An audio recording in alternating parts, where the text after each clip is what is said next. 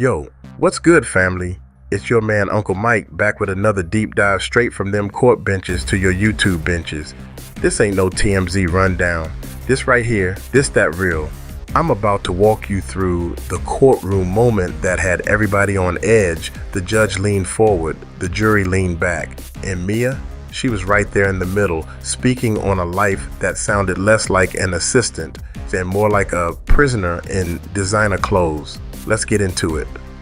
Imagine waking up every day with your phone blown up, but you can't call your mama, can't hit your homegirl, can't even talk to your brother unless it's been cleared by the man you work for.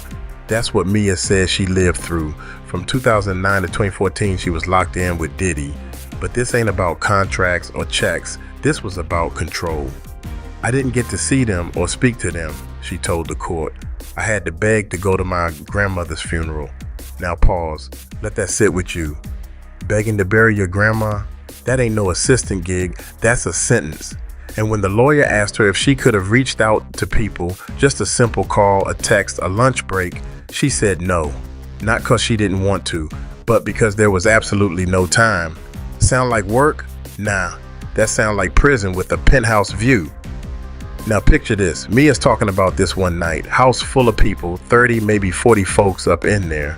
Lights, liquor, probably loud music. The usual Diddy scene, right? But in the middle of all that, she told the court she was terrified. You testified you felt like you could die at the hands of Mr. Combs. Do you remember that? And she didn't flinch. He threatened my life before. He physically assaulted me. In a room full of people, so many folks saying they was just staff or just friends, but ain't nobody saying nothing when the screaming starts. That silence, that's how monsters move in daylight. The scrapbook game. The defense tried to play her, tried to bring up scrapbooks, leather suits, old texts where she sounded like she was showing love to Puff. Like, look, if you hated him, why you writing birthday messages with heart emojis? But Mia told it straight. That wasn't affection. That was survival. She said she was trained to smile, paid to promote, ordered to perform happiness even when inside she was shattering. Just because you find out something doesn't mean you snap out of it. I was still deeply ashamed. I never wanted to tell anybody. I wanted to die with this. Let that sink in. You could be holding a camera one day, sending Puffy love you always text, and later that same day, be in your room sobbing, feeling like you trapped in a place money can't buy you out of. The court got even tenser when the talk turned to tapes. Mia said Puff had her record everything, from parties to performances to private moments. She had a flip cam before iPhones were even the wave, a walking archive of the bad boy empire. So the lawyer pressed her, if you were recording all this stuff, where's the proof of the abuse? She looked him in the face and said, I wouldn't have been allowed to record that. I was only filming what he wanted me to film. Think about that. The man built an empire off of cameras, but he made sure the real horror scenes never got shot. She ain't sent no SOS texts, no secret phone videos. Why? That would have been a break of trust, of loyalty, of confidentiality. They had her so deep in the mind trap, she thought protecting him was protecting herself. And here's the craziest part. At one point, Puff hits her back, saying, send me all the footage, we're working on our doc. I only remember the good times, love you. We working on our doc. Yo, it's wild to hear a man accused of abuse, allegedly trying to polish up the past with camera angles and curated memories, as if you can edit out the trauma, as if a documentary gonna wash away the pain, the threats, the chokeholds behind the curtains. Now fam, that's only the first chapter. This is just one day of one witness on that stand, speaking her pain in a courtroom packed with lawyers, press, and people still pretending they didn't see nothing. But over here, on this channel, we hear her, and this story ain't done. The defense had their shot, tried to make Mia look confused, tried to poke holes in her timeline, but when the prosecution stood back up, the courtroom changed. Man, it was like watching a chess game where one side been playing checkers. The prosecutor looked at Mia and hit her with this. Miss Mia, when you testified you had suicidal thoughts while working for Mr. Combs, did you mean it? She didn't even blink. Yes, I didn't want to live. I couldn't breathe. I didn't feel like I existed anymore. That ain't drama. That's not Hollywood tears. That's a woman who lived inside a psychological hell and survived it. And then came the hammer. One of the wildest moments in the whole trial, when Mia told the court what Puff said to her directly. You made yourself a slave. Let that ring out. Not you're my assistant, not you're my team, but you made yourself a slave. That's the level of manipulation. That's what she was dealing with behind the closed doors of a mansion. In private jets, in recording studios. She was mentally chained up while folks on the outside saw glamour and fame. The defense tried to flip the narrative, tried to paint it like Mia was down for the ride, like she enjoyed the perks and now wanted to cry foul, but the prosecution hit back cold. Was anything you did with Mr. DeCombe sexual in nature? No.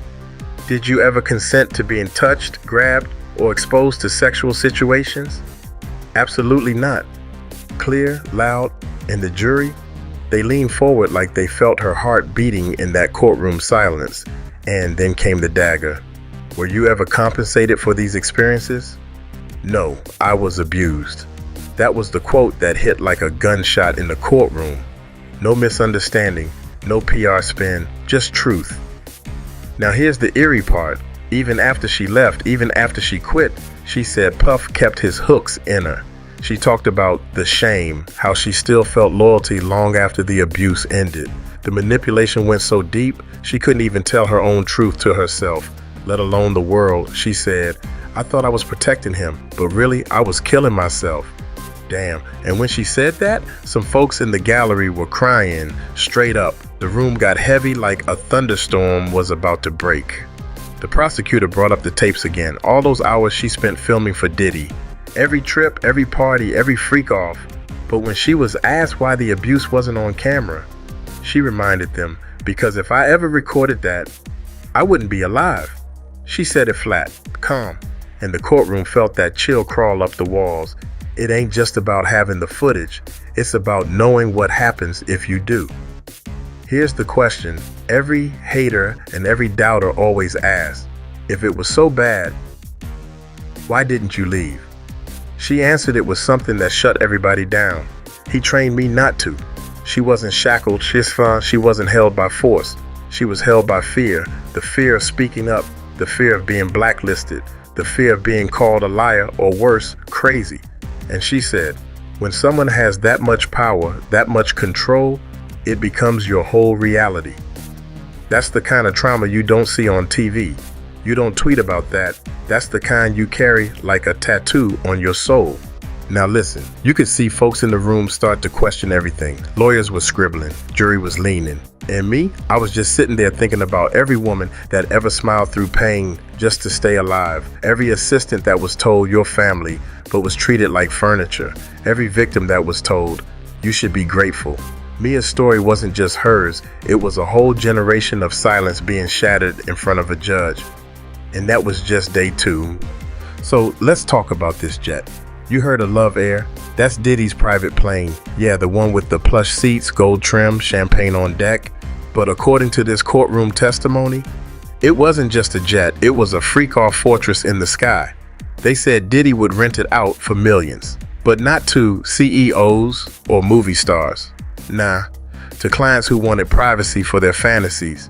We talking $4 million earned while Diddy behind bars allegedly still making bread off that same plane.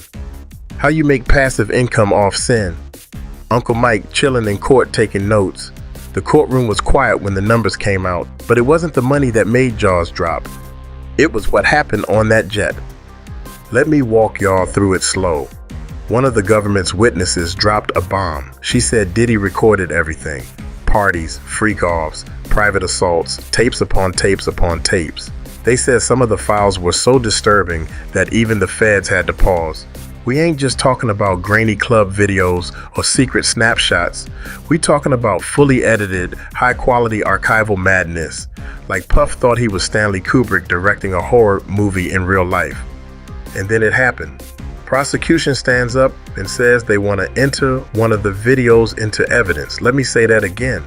They didn't just mention the tapes, they tried to admit one of them in court. Your Honor, we have footage that corroborates witness Jane Doe's statement. We move to admit it into evidence. The defense? They was on their feet before the sentence finished.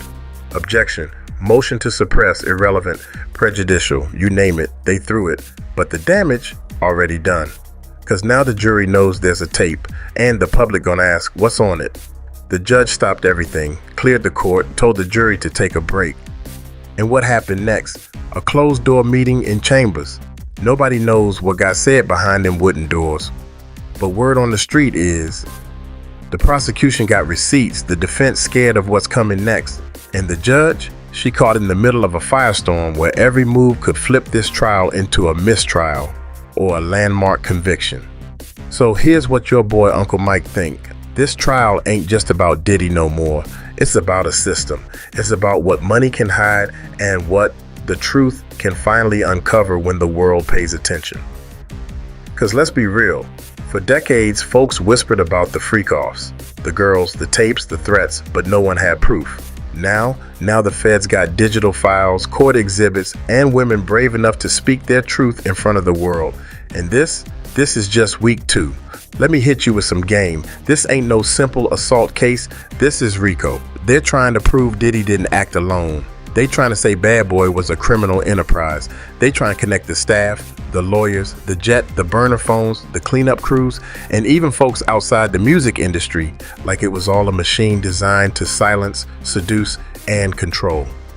And if them tapes get in, game over. That's the kind of evidence that makes deals get cut. That's the kind of heat that makes witnesses flip. Yo, you ever seen somebody pull out a second phone and hide it real quick? Now imagine if they got 10. In this courtroom, witness after witness kept saying the same thing. Diddy kept burner phones like a dope boy in the 90s. He handed them out, different numbers, different names, all encrypted. Why? Because every phone had a purpose. Some for girls, some for clients, some for cleanup. They said he had one assistant just for tech. Her job? Keeping the phones rotated, numbers changed, and nothing traced back to him. Now ask yourself, why would a billionaire need that many secret lines? You already know why. Now check this. One of Diddy's long-time bodyguards got mentioned in court, not by name, but by role. They said the muscle wasn't just there to protect him from danger. Nah, their real job, escort women, control cameras, intimidate, and sometimes even watch. Some of them had to sit outside the freak-off rooms, not to stop trouble, but to make sure nobody left early. One witness said they weren't bodyguards, they were handlers. Let me tell y'all what that means. In the streets, when somebody got a handler, it means they ain't free. They being managed, watched, used. Now let's get into this hotel situation. Capricorn Clark, Mia, and another witness all brought it up. Hotels weren't random, they were picked in advance. Staff would call ahead, entire floors would be cleared out. One woman said, I was told not to leave my room. If I opened the door, someone would be standing outside. Y'all hear that? Not a luxury suite, a cage, and sometimes if somebody did try to leave, a bodyguard would be waiting to walk them back in. Bruh, that ain't luxury, that's kidnapping with valet service. Here's the coldest part of the whole testimony. After the Fafez raid Diddy's homes, one burner phone started ringing. An ex-assistant got called. She hadn't heard from Puff in years, but that number, that ghost line, suddenly came back to life. Why? Because now it was cleanup time. Remember that video? Do you still have that laptop? Don't talk to nobody, they coming.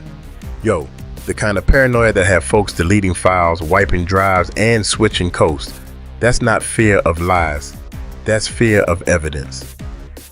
Let me break it down for the people in the back. This trial ain't just about what happened. It's about how it was hidden. Burner phones are a symbol. They're proof that what went down wasn't sloppy. It was organized. Every tape, every text, every girl flown in, every flight on Love Air, every password protected file. They say Puff ran it like a corporation with a side hustle in trauma. And them phones, they the digital breadcrumbs that led the feds to the freak-offs. Now word around the courthouse is one of the bodyguards flipped. Can't say his name yet, but they say he walked in with a suit on and a Bible in his hand. And when he started talking, folks got nervous. He spoke about the tapes, the flights, the coded phrases like, make sure she gets the champagne, lock the hallway, wipe her phone. He ain't just pointing fingers, he laying out blueprints. And the prosecution, they smiling, because when security starts speaking, it ain't rumor no more, it's testimony. Uncle Mike opens with amused disbelief. So tell me why, in the middle of a sex trafficking RICO trial, Ray G's name come flying out the transcripts? Yeah, Ray J, I hit it first. Ray J Scooty Bike Boss, man. Mr. One Wish himself. Only this time, it ain't about R&B or reality TV.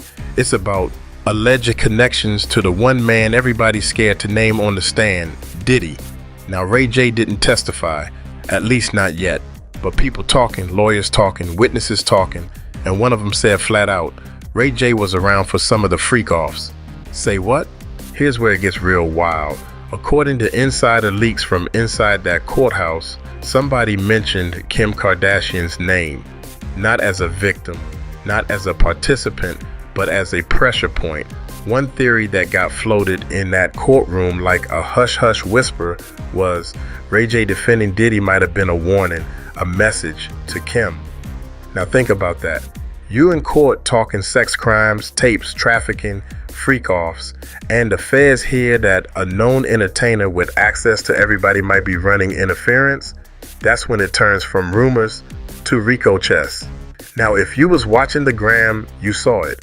Ray J went live, real confident, said Diddy was his big bro, said he'd been misunderstood, and then out of nowhere, he took a little shot at Kim. Y'all forget who really built these empires? Some folks say it was shade. Others say it was a reminder.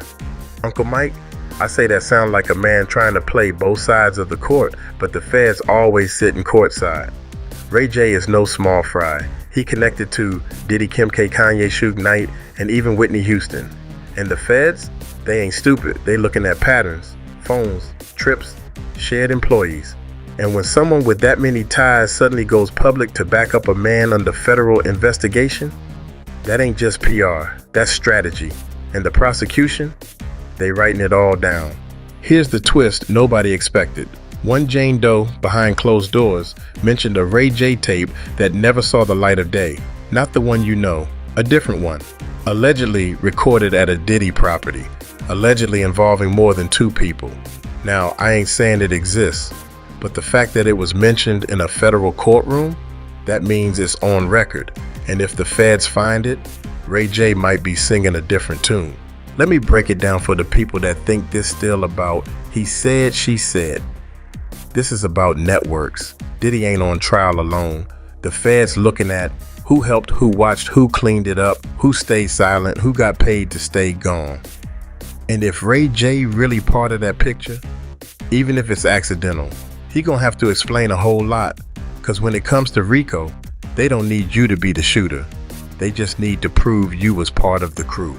Now listen real close. Kanye West, months before this trial even hit the media, made a video saying, they coming for you, Puff, and they gonna use her to do it. At the time, everybody thought he was wildin'. But now that Kim's name got whispered in court, now that Ray J acting like a middleman, now that Kanye back in the studio talking about truth speakers get silenced, folks starting to connect them dots. Yo, listen, it was just a regular day in court. Judge on the bench, lawyers shuffling papers, jury half asleep, then it happened. A woman kicked the courtroom door open, ran up the aisle, and screamed, Diddy, they coming for you. They gonna kill you if you don't talk. Bruh, people froze. Security tackled her so hard the whole gallery gasped. One juror put their hands over their mouth, and Diddy didn't even flinch, just sat there dead still, like he knew that warning was already too late. Who was she? Nobody knew who she was. Not staff, not witnesses, not family. She wasn't on the list. She didn't have clearance, but somehow she got in, got all the way to the front before they dragged her out screaming, tell him the truth, Sean, the freak-offs got cameras. She ain't a TikTok actor. This ain't staged. That was real panic, real fear, and possibly real truth. Cause now everybody wondering, how did she know about the tapes? Why would she mention cameras in a sealed case? Now let's talk about the phone call. Rob Holiday, one of the names that keep getting whispered. He allegedly made $1 million phone call to one of the witnesses before they took the stand. Say less and we got you. You'll be paid for your silence. Your family will be straight. Yeah, that kind of call. But the feds, they recorded it, or so the rumors say. One prosecutor turned beet red when the defense asked, "Is the government in possession of any audio featuring Mr. Holiday offering money for silence?" The courtroom got so quiet you could hear Uncle Mike's pen scratching. See, Rob Holiday don't move on his own. He been in the circle for years. Quiet, connected, loyal. But now folks asking, was that million from his own pocket? Or was it Diddy, one of the execs, a lawyer trying to save the brand? The thing about RICO, they don't care who dialed. They care who benefited. And if that money trail leads back to anyone under indictment, that's witness tampering. That's more charges. That's how kingdoms fall. Here's the wildest twist. In one sidebar conversation, caught by somebody close to the defense table, Trump's name got dropped. They say Puff got friends trying to angle for a pardon. Now pause. This man not even convicted yet, and somebody already floating the idea of a presidential pardon. Not Biden, not Obama, not even a local judge. They talking Donald J. Trump. The same man who gave Kodak Black and Lil Wayne a pass. The same man who been trying to appeal to hip-hop culture again. So ask yourself, if Puff think he might go down, would he burn every bridge just to get Trump's attention? Look, I ain't saying it's confirmed, but here's what Uncle Mike is saying. Puff's legal team is moving like they stalling for time, dragging discovery, delaying motions, trying to cut deals behind closed doors. Why? Because if Trump get back in that White House, that pardon might be on the table. And that's why the courtroom tension different now. It ain't just a trial, it's a race between the law and the election. A mystery woman breaks into court screaming the tapes are real. $1 million call exposed that might have been meant to shut mouths. Trump's name whispered like a secret password behind federal curtains. And Diddy? Still sitting there, still silent, still playing chess. But every day, another piece fall off that board. You ever seen a king back up off a night? That's what folks saying Jay-Z did to Diddy. No Instagram post, no tweet, no Roc Nation press release, just silence, cold and calculated. And behind that silence, moves being made. Because word in the courtroom is Jay's legal team sent out letters early. Mr. Carter is not involved in these allegations and will not be cooperating with any speculation. Sounds simple? Nah, bruh. That's a strategic disassociation. That's not just protecting image, that's protecting position. Now y'all know Alex Spiro, right? One of the coldest lawyers in the game, defended Elon Musk, worked with Trump, cleaned up more messes than a mop company. Well, guess who else Spiro representing now? The Shakur estate. And guess who else got linked to Diddy's name in that RICO doc? Tupac's murder. So when Spiro starts putting legal distance between Jay-Z and Diddy, that ain't personal, that's tactical warfare. Jay ain't looking to get caught in nobody's enterprise. He looking to walk out squeaky clean when the empire falls. Now let's talk Jennifer Lopez. Back in 1999, she got caught up in that club shooting with Puff and Shine. But here in this trial, her name got whispered again, twice. Once in a sealed doc, once on the stand. A witness said, "I saw items belonging to Jennifer Lopez at the house." Now the defense jumped up real quick like, irrelevant, moved to strike. But the jury heard it. And Uncle Mike, I ain't forget the rumors. The stories of J-Lo being protected during that case. The tapes, the deal, the silence, and now? We back full circle. Now this part gonna sting. Usher was one of Diddy's proteges. Back when he was 13, 14, he stayed with Puff in New York. And if you know, that part of his life always been cloudy. But guess what? A subpoena got mentioned. They trying to bring Usher in as a witness, not because he did anything, but because he was there. Around the parties, around the staff, around the lifestyle. And what did Usher do when that subpoena buzzed? He vanished. No interviews, no comments, and the press ignoring it. But Uncle Mike saw that page in the court docs. And trust me, they ain't done with Usher. Let me tread carefully. Beyonce ain't in this trial, not as a witness, not as a name dropped. But why, when this many A-listers connected to Puff, her name never surfaces? Is it protection, or is she just that good at staying clear of mess? Jay-Z's moving his legal pieces, and Bey? She moving like she already saw this coming 5 years ago. Smart, silent, surgical, and honestly, that might be the blueprint every other celeb should have followed. Now listen close, fam. The industry ain't just shaking, it's fracturing, because every big name once seen popping bottles with Puff, now they playing the distance game. No reposts, no features, no free Diddy hashtags, everybody going radio silent. Why? Because they scared that next court doc might say, Exhibit 7, party footage featuring text message from Trip manifest with, this ain't just a trial, this a celebrity cleanup operation. And some of them might not make it out clean. Let me run it down like a halftime report. Jay-Z, evil distancing with legal force. J-Lo is trying to stay out of headlines. Usher equals ghosting the process. Cassie equals core witness with real pain. Kim K and Ray, Jay still used as chess pieces. Beyonce equals just shadow who never trips. And Diddy still trying to act unbothered. But every day, he losing an ally. Next part, we going into Cassie's testimony. The rawest part of this whole case. She talks about the freak-offs, the beatings, the hotel nights, and the night she thought she was gonna die. That's the moment that had even the judge looking shook. I'm Uncle Mike, and if you riding with this channel, you ain't just watching a trial. You watching the fall of a culture built on silence. Uncle Mike comes in slow, real quiet, real raw. The bailiff called her name. Cassandra Ventura. She stood up, walked to that witness box with a face that didn't flinch, didn't smile, didn't blink too much. But when she sat down, the whole courtroom changed. Even the judge leaned forward. Even the defense got nervous because this wasn't a YouTube comment. This was the woman who lived it. Cassie started from the beginning. I met him when I was 19, he was 37. Let that breathe. 19, he had private jets, she had a mixtape. He had mansions, she had dreams. And that age gap, that power imbalance, that was the start of everything. She said, he promised me a career. He said I was the one, but from the jump, he controlled everything. Hair, friends, who she could call, what she could wear, when she could leave. The courtroom froze when she said it.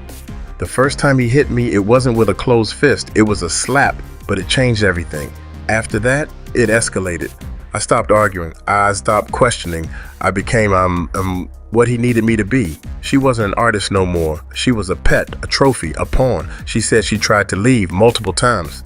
Each time he locked me in or love bombed me or threatened to destroy me. This part got heavy. You could feel it. Some folks looked down, others closed their eyes. He'd take me to these events. He called them freak-offs.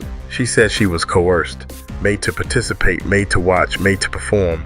Sometimes with strangers, sometimes with people she recognized from TV.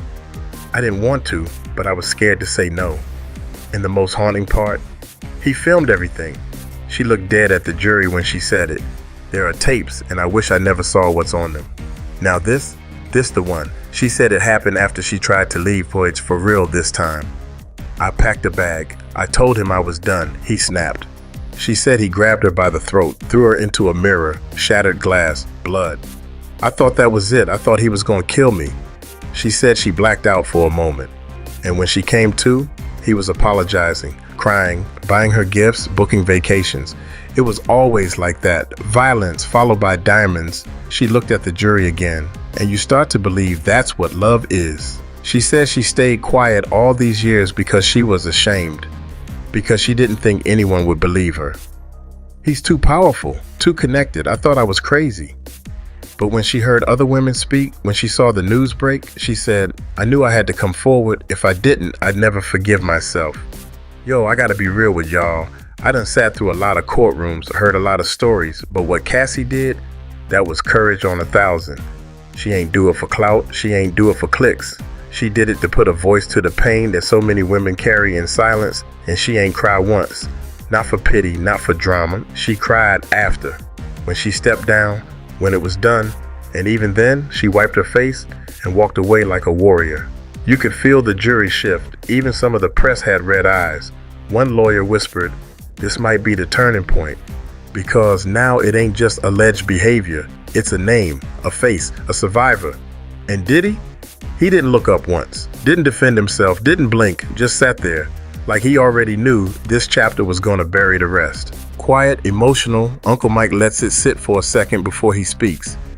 Next part, we going into the other women, the staff, the stylists, the assistants, the ones who saw too much but stayed quiet too long. Some flipped, some vanished, some trying to make deals, and the government, they taking notes. I'm Uncle Mike. This ain't gossip. This ain't speculation. This is history unfolding in real time. Every empire got cracks, family. And Diddy's, it wasn't the outsiders that started breaking it down. It was the people on payroll, the stylists, the makeup artists, the drivers, the housekeepers. They was in the background for years, moving quiet, until the subpoenas hit. Then they started talking. I saw bruises. I was told not to ask questions. I cleaned blood out that white marble tub more than once. Let me say it loud for the haters. This is coming straight from the court transcripts. Uncle Mike don't cap. No adding, no twisting, just what's on that paper. One testimony came from a woman who'd been doing Cassie's makeup for years. She never told the media, never wrote a blog, but in that courtroom, she said Cassie would come in swollen, sometimes black eyes. She never explained. She just said, "Can you cover it up?" And the worst part, she did, every time, out of fear, out of loyalty, out of confusion. He was her man. He was also our boss.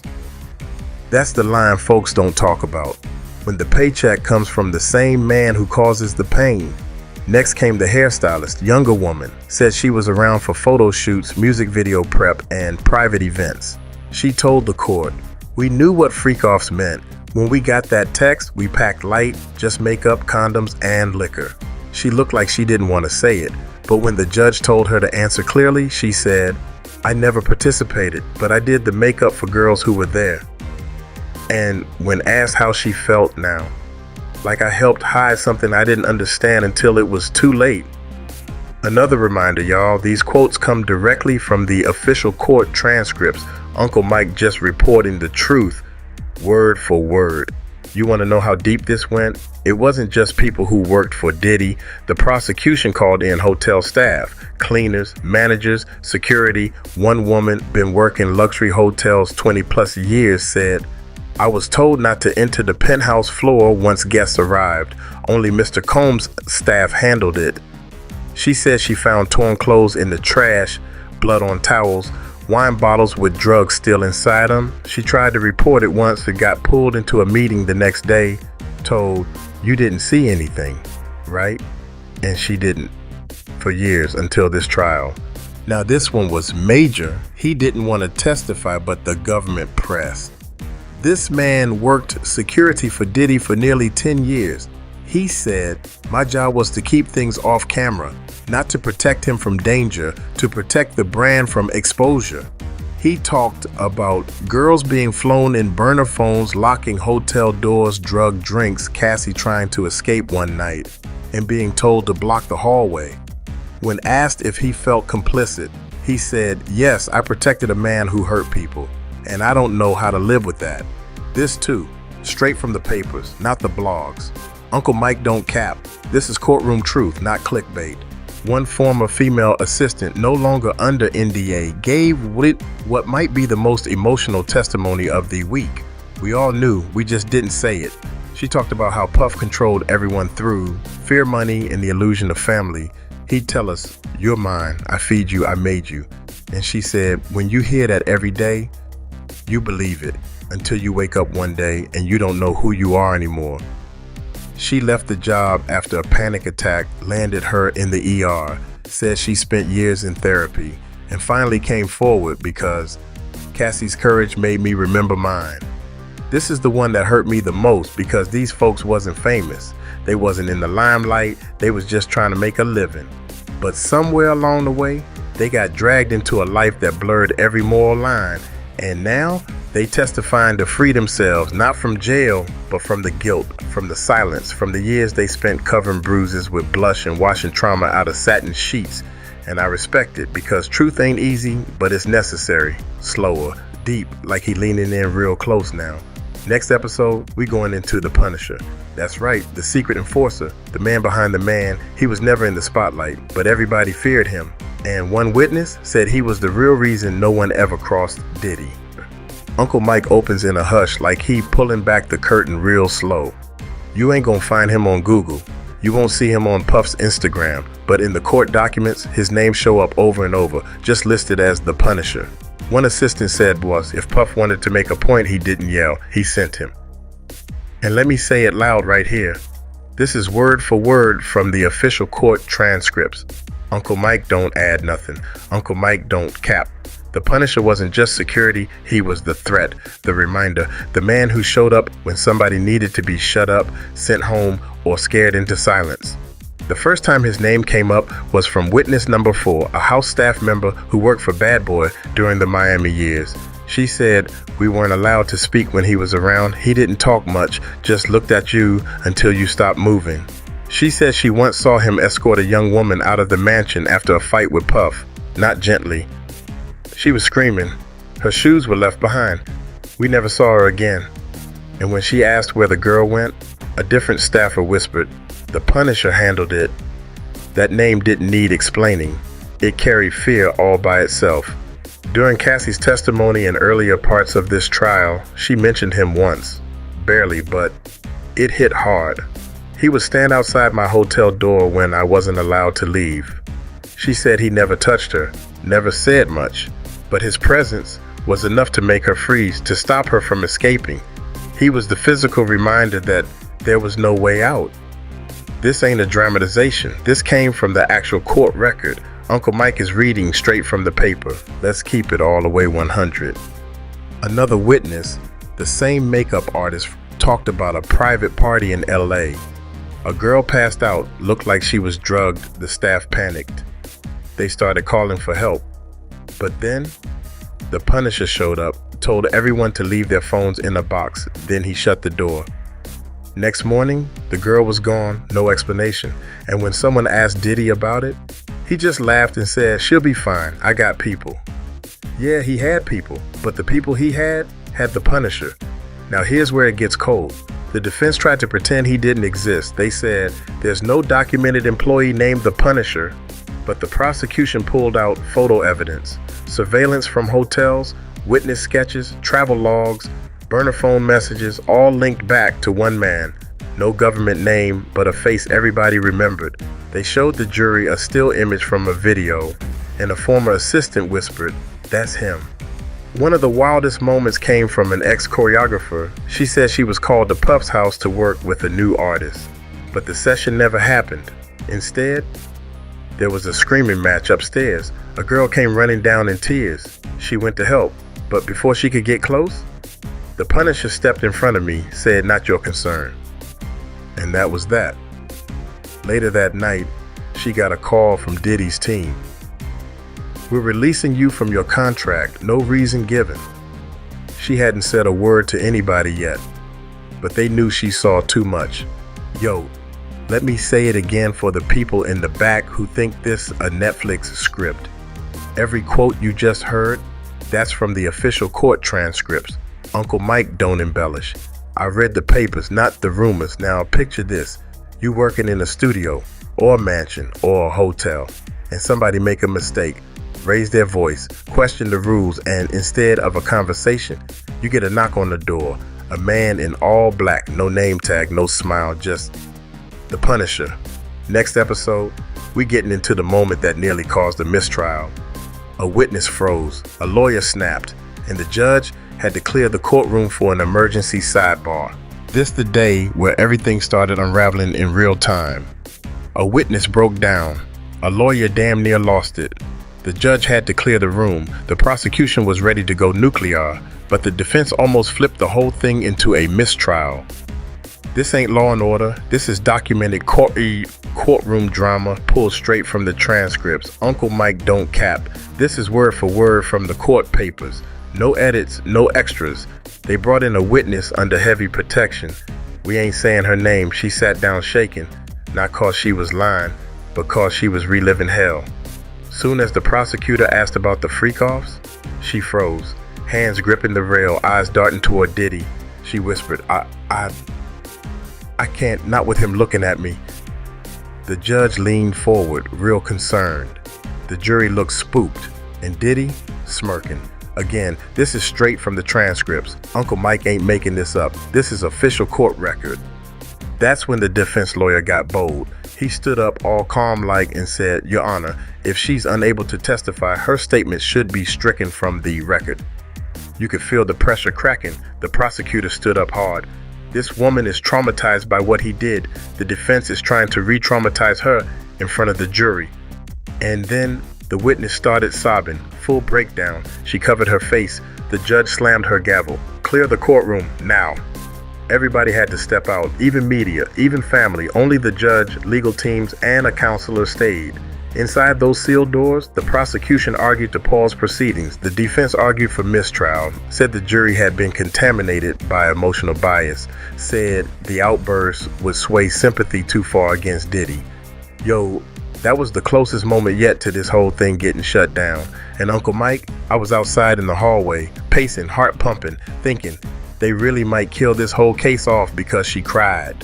After 30 minutes behind locked doors, the judge came back, face tight. She sat down and said there will be no mistrial. The jury is instructed to disregard emotional responses and focus only on the facts presented.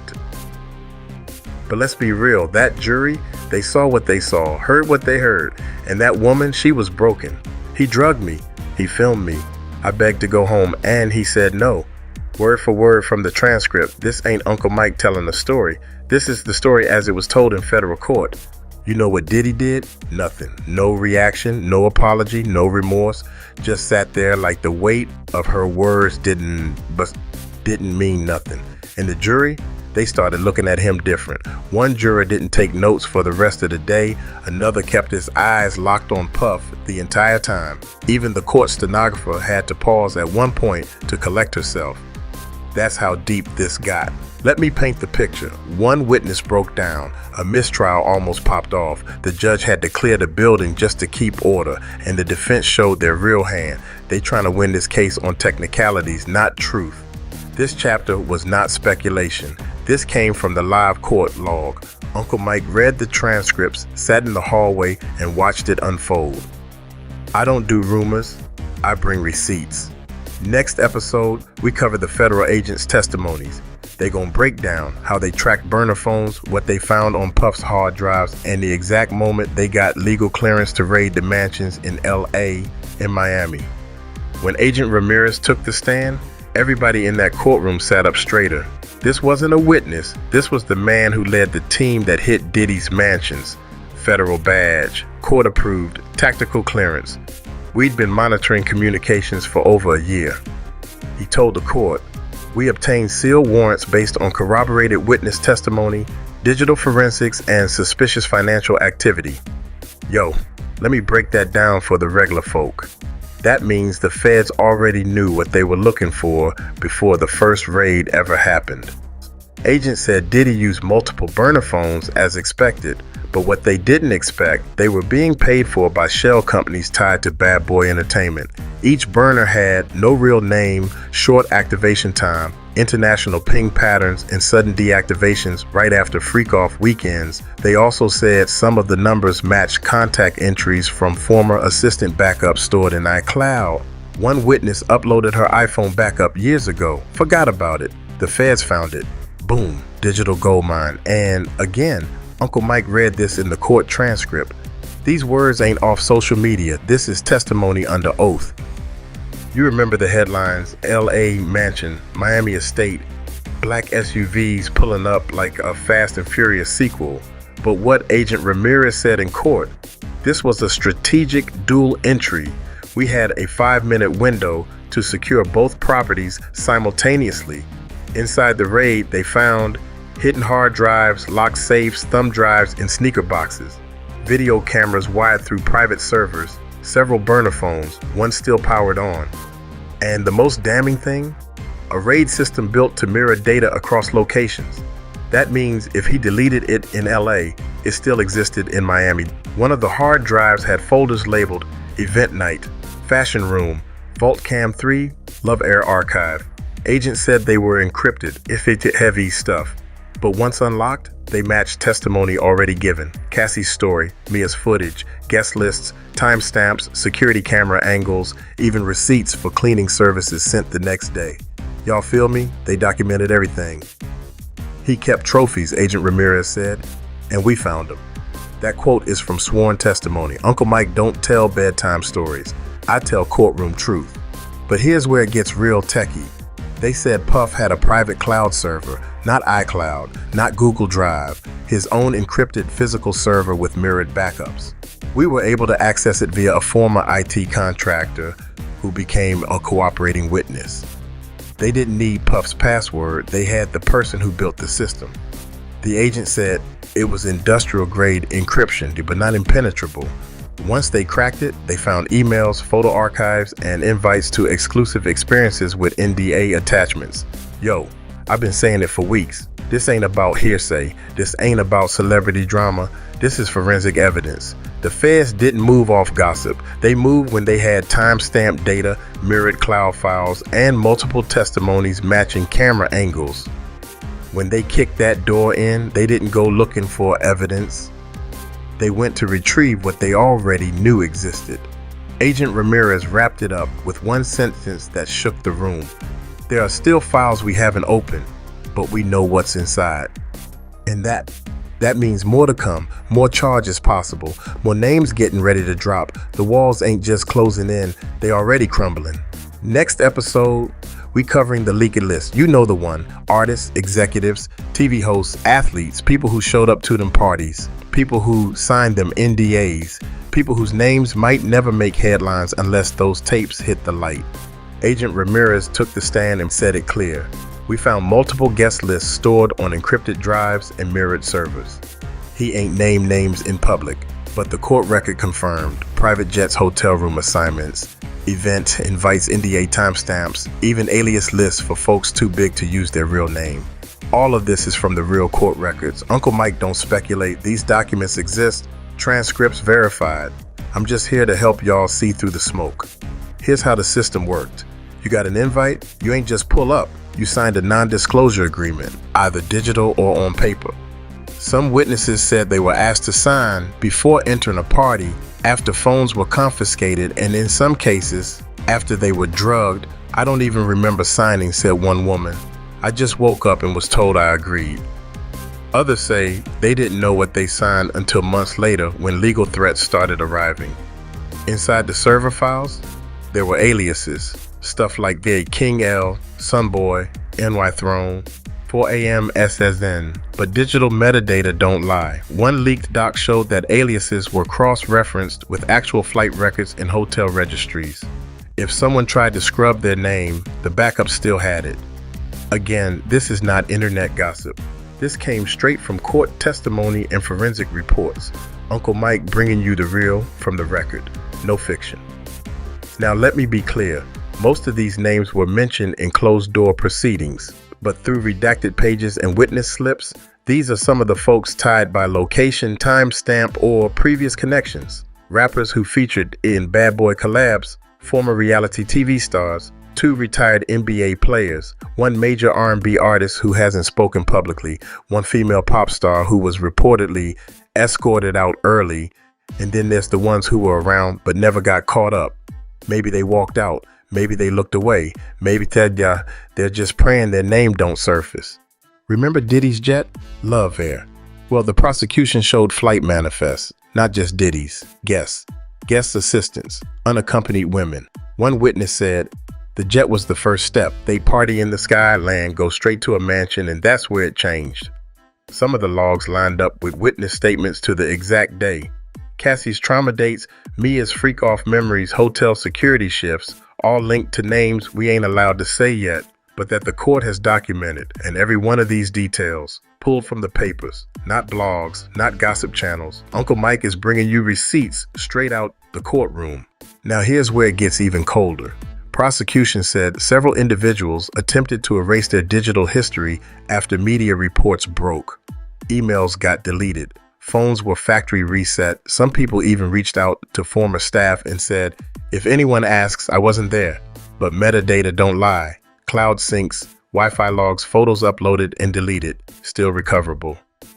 The FBI has everything they need. They just ain't released it yet. If you was at them parties and you didn't do nothing, say something. If you saw something and kept quiet, now's the time to speak up, because when them freak-off tapes hit court, it won't be about whether you did anything. It'll be about what you allowed. Silence is protection until it becomes evidence. Next episode, we're going into the NDAs, how they were signed, how some were coerced, and how the government is trying to break them wide open. That's where the final survivors will finally be able to tell it all. You ever signed something you didn't read? A quick tap on an iPad? A clipboard in the lobby? Well, at Diddy's parties? That wasn't just a form, that was a gag order, a trap, a contract that turned victims into liabilities. I signed it before I walked in. They said it was just for privacy. But then things went left and I couldn't say a word. That's what the court heard, straight from the mouths of people who witnessed or survived what went down. Witness number 90, a former dancer, said it loud and clear. I was drunk, I was high, I didn't know what I signed. She said she was handed an NDA after an incident at a freak-off. They said, yeah, you're protected now, but you can't ever speak on this. That's not protection, that's entrapment. Another woman says she signed hers at the airport after a last-minute jet invite. Another said she was told she'd get sued for $2 million if she ever said Puff's name publicly. This ain't internet rumor. This is from the court documents. Uncle Mike keeping it paper trail verified. Now here's the wild part. Federal agents pulled dozens of NDAs from Puff's private server. Some were signed, some had digital signatures autofilled, some were signed without consent, said one IT staffer under oath. Y'all hear that? Forged. NDAs tied to women who say, I never agreed to that. The FBI believes certain forms were created post-incident just to silence fallout. Some even had the same signature copied multiple times. They brought in a handwriting analyst. Yep, it's that serious. You know what the defense said? These were private contracts. These women knew what they were agreeing to. But the prosecution clapped back. You cannot contract away your rights when coercion or criminal activity is involved. Boom. The NDAs might have worked for years, but once the feds called them instruments of obstruction, it was game over. Again, this is courtroom law, not YouTube guesswork. Uncle Mike reads the redacted docs so you don't have to. This ain't just about Diddy. NDAs been used by execs, labels, celebrities, corporations to hide assault, trafficking, drugging, exploitation. One former legal aide testified. It was standard. Keep them quiet, pay them off, threaten them with the contract. That same aide now works with the federal task force investigating widespread NDA abuse. This trial could be the first domino. And let's not forget Cassie Ventura. She had an NDA. She broke it. And what happened? Diddy paid millions to settle in 24 hours. But when she testified, she said no dollar amount could silence my trauma. Her courage paved the way for dozens more women to step forward. Her NDA was used as an example in court of how money plus silence equals protection for predators.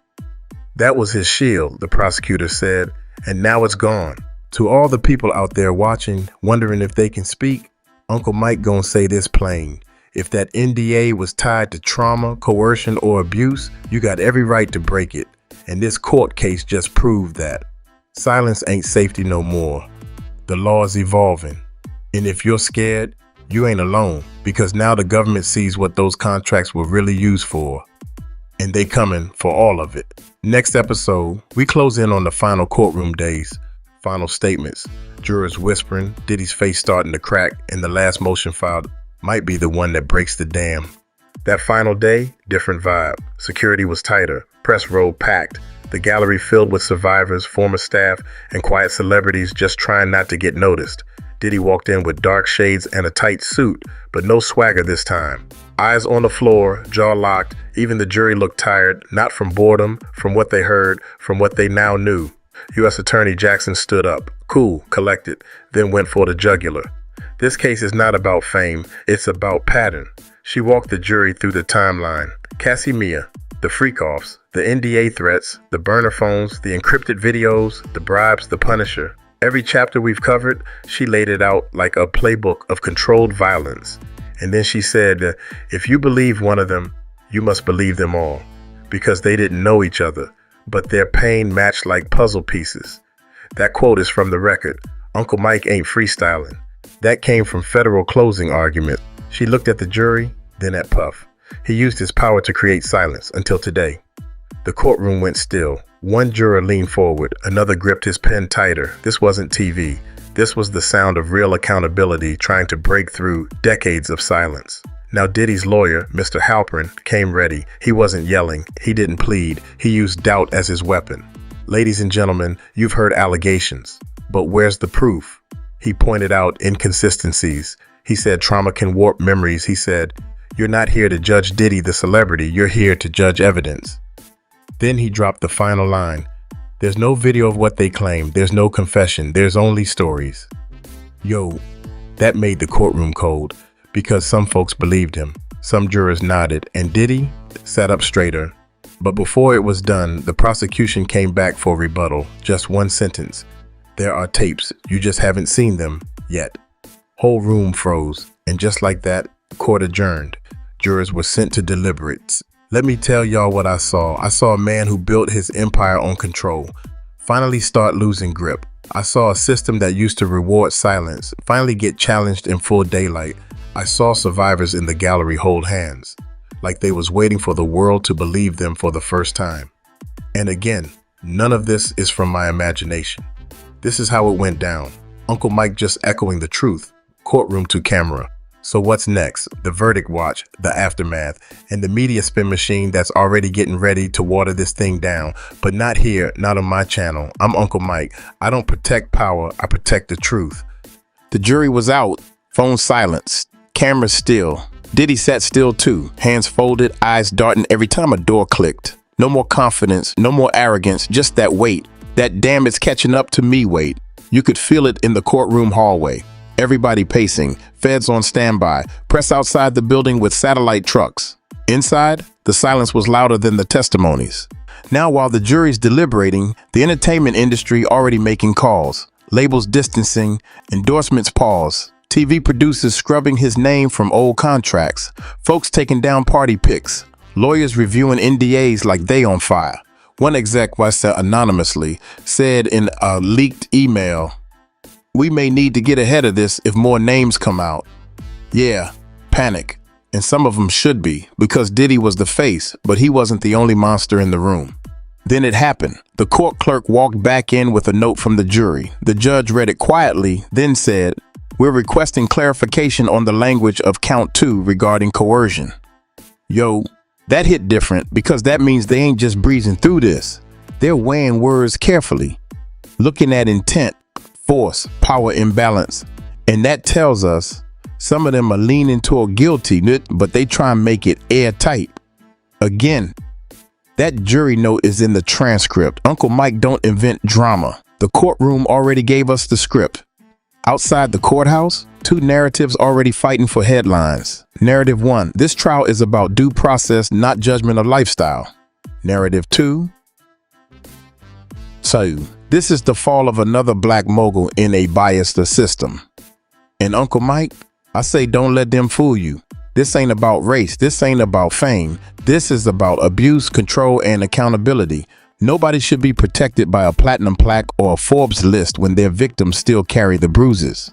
Before court adjourned for jury deliberation, Cassie was in the room. Mia too. Several other survivors, some still anonymous, sat quietly in the back. No media photos, no fanfare, just real people, praying that justice don't skip them one more time. And when they left, one survivor whispered on the way out, even if they don't convict him, he'll never hide again. So here we are. We told the whole story from the beginning, through the raids, the freakoffs, the burn phones, the threats, the punishments, the survivors, all the way to this moment, the edge of the verdict. But when Usher loses in court, the silence is broken. And when silence breaks, so does the protection of evil. To every survivor who watched this, I see you, I believe you, and your story matters, even when the world looks away. To the industry, this ain't over. This is the warning shot. More names will fall, more survivors will rise. And to the streets, be careful who you crown. Some kings build castles out of trauma. I'm Uncle Mike. This has been the Diddy trial series. All truth, no fluff. And if they try to erase this story, just remember, the transcripts already exist. So do we.